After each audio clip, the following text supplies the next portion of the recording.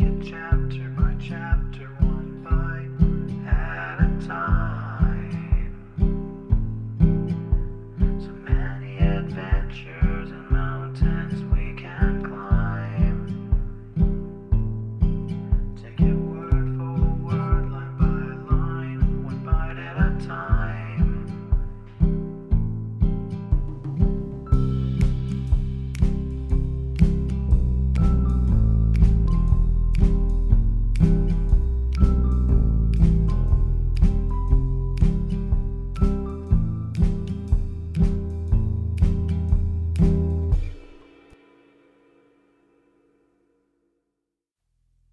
Welcome to Bite at a Time Books, where we read you your favorite classics one bite at a time.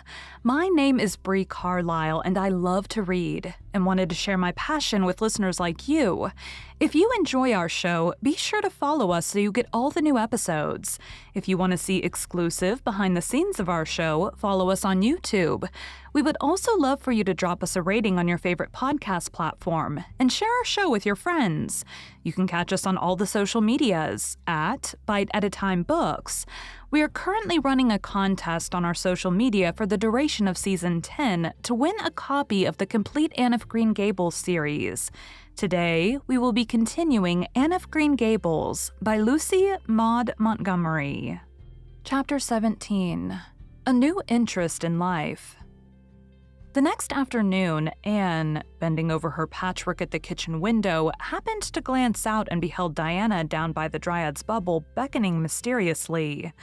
In a trice, Anne was out of the house and flying down to the hollow, astonishment and hope struggling in her expressive eyes.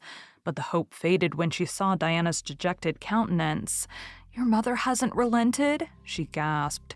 Diana shook her head mournfully. "No, and oh, Anne, she says I'm never to play with you again. I've cried, and I told her it wasn't your fault, but it wasn't any use. I had ever such a time coaxing her to let me come down and say goodbye to you. She said I was only to stay 10 minutes, and she's timing me by the clock." 10 minutes isn't a very long time to say an eternal farewell in," said Anne tearfully. "Oh, Diana, will you promise faithfully never to forget me, the friend of your youth, no matter what dear friends may caress thee?" "Indeed I will," sobbed Diana, "and I'll never have another bosom friend. I don't want to have. I couldn't love anybody as I love you." "Oh, Diana," cried Anne, clasping her hands, "do you love me?" "Why, of course I do. Didn't you know that?" "No." Anne drew a long breath. "I thought you liked me, of course, but I never hoped you loved me. Why, Diana, I didn't think anybody could love me. Nobody else has loved me since I can remember. Oh, this is wonderful. It's a ray of light which will forever shine on the darkness of a path severed from thee, Diana. Oh, just say it once again." "I love you devotedly, Anne," said Diana staunchly, "and I always will. You may be sure of that." "And I will always love thee, Diana," said Anne, solemnly extending her hand. "In the years to come, thy memory will shine like a star over my lonely life, as that last story we read together says. Diana, wilt thou give me a lock of thy jet-black tresses in parting to treasure forevermore?" "Have you got anything to cut it with?" queried Diana, wiping away the tears which Anne's affecting accents had caused to flow afresh and returning to practicalities. "Yes, I've got my patchwork scissors in my apron pocket, fortunately," said Anne. She solemnly clipped one of Diana's curls. "Fare thee well, my beloved friend. Henceforth we must be as strangers though living side by side, but my heart will ever be faithful to thee." Anne stood and watched Diana out of sight, mournfully waving her hand to the latter whenever she looked back. Then she returned to the house, not a little consoled for the time being by this romantic parting. "It's all over," she informed Marilla. "I shall never have another friend. I'm really worse off than ever before, for I haven't Katie, Maurice, and Violetta now. And even if I had, it wouldn't be the same. Somehow little dream girls are not satisfying after a real friend. Diana and I had such an affecting farewell down by the spring. It will be sacred in my memory forever. I used the most pathetic language I could think of and said thou and thee. Thou and thee seem so much more romantic than you. Diana gave me a lock of her hair, and I'm going to sew it up in a little bag and wear it around my neck all my life. Please see that this is buried with me, for I don't believe I'll live very long. Perhaps when she sees me lying cold and dead before her, Mrs. Barry may feel remorse for what she has done and will let Diana come to my funeral." "I don't think there's much fear of your dying of grief as long as you can talk, Anne," said Marilla unsympathetically. The following Monday, Anne surprised Marilla by coming down from her room with her basket of books on her arm and hip and her lips primmed up into a line of determination. "I'm going back to school," she announced. "That is all there is left in life for me, now that my friend has been ruthlessly torn from me. In school, I can look at her and muse over days departed." "You'd better muse over your lessons and sums," said Marilla, concealing her delight at this development of the situation.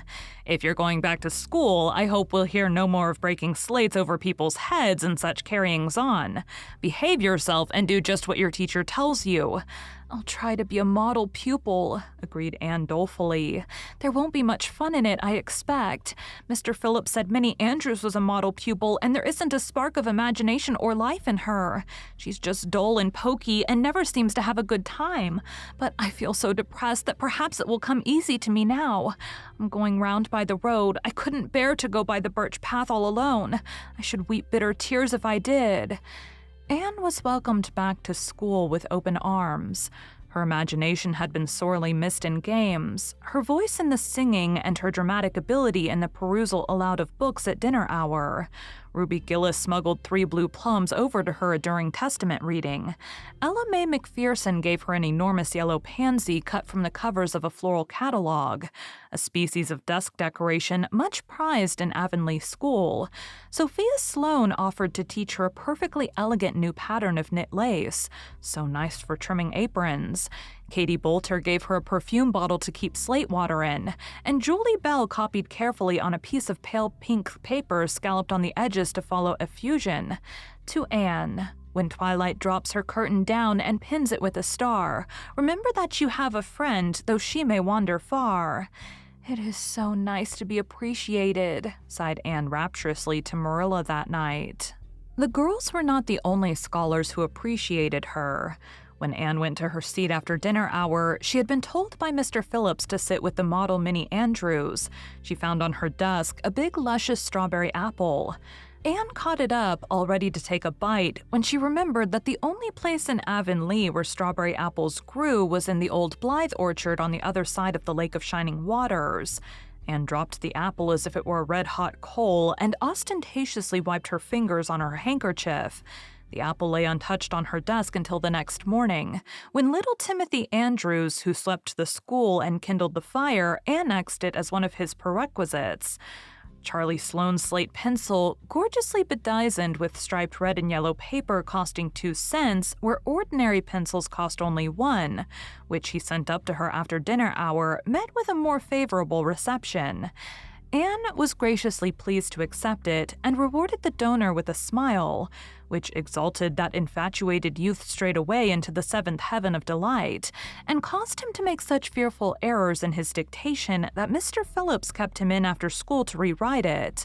But as the Caesar's pageant shorn of Brutus's bust did but of Rome's best son remind her more, so the marked absence of any tribute or recognition from Diana Barry, who was sitting with Gertie Pye, embittered Anne's little triumph. "Diana might just have smiled at me once, I think," she mourned to Marilla that night. But the next morning, a note most fearfully and wonderfully twisted and folded, and a small parcel were passed across to Anne. "Dear Anne," ran the former, "Mother says I'm not to play with you or talk to you even in school. It isn't my fault, and don't be cross at me because I love you as much as ever. I miss you awfully to tell all my secrets to, and I don't like Gertie Pye one bit. I made you one of the new bookmarkers out of red tissue paper. They're awfully fashionable now, and only 3 girls in school know how to make them. When you look at it, remember, your true friend, Diana Barry." Anne read the note, kissed the bookmark, and dispatched a prompt reply back to the other side of the school. "My own darling Diana, Of course I'm not cross at you because you have to obey your mother. Our spirits can commune. I shall keep your lovely present forever. Minnie Andrews is a very nice little girl, although she has no imagination. But after having been Diana's bosom friend, I cannot be Minnie's. Please excuse mistakes because my spelling isn't very good yet, although much improved. Yours, until death us do part, Anne or Cordelia Shirley. P.S. I shall sleep with your letter under my pillow tonight. A or C.S. Marilla pessimistically expected more trouble since Anne had again begun to go to school, but none developed. Perhaps Anne caught something of the model spirit from Minnie Andrews. At least she got on very well with Mr. Phillips thenceforth. She flung herself into her studies heart and soul, determined not to be outdone in any class by Gilbert Blythe. The rivalry between them was soon apparent. It was entirely good-natured on Gilbert's side, but it is much to be feared that the same thing cannot be said of Anne, who had certainly an unpraiseworthy tenacity for holding grudges. She was as intense in her hatreds as in her loves. She would not stoop to admit that she meant to rival Gilbert in schoolwork because that would have been to acknowledge his existence, which Anne persistently ignored.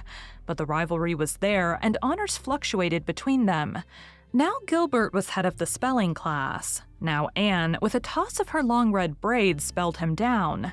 One morning Gilbert had all his sums done correctly and had his name written on the blackboard on the roll of honor. The next morning, Anne, having wrestled wildly with decimals the entire evening before, would be first.